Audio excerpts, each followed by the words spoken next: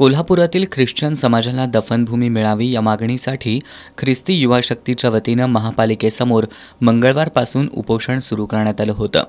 त्यानंतर महानगरपालिका प्रशासनानं विविध ठिकाणच्या जागांची पाहणी केली होती।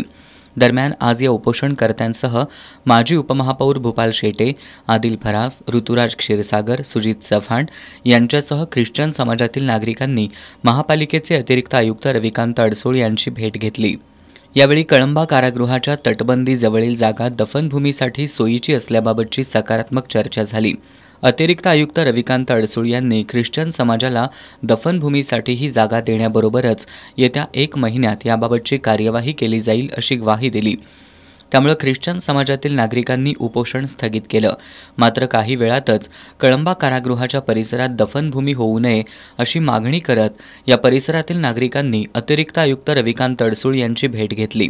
यावेळी सुनील सामंत, चंद्रकांत कांडेकरी यांच्यासह नागरिकांनी या कळंबा कारागृहा शेजारील जागेत होणाऱ्या दफनभूमी आणि स्मशानभूमीला 1972 सालापासून विरोध सुरू असून आत्ताही विरोधच असल्याचं सांगितलं।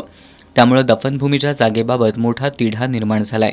यावेळी राकेश सावंत, जीवन आवळे, अजय पाटोळे, बाबासो पाटोळे, जय सावंत, राजेश भालेराव, संदीप थोरात, KP सोनवणे, सॅम्युअल परब यांच्यासह ख्रिश्चन समाजातील नागरिक उपस्थित होते।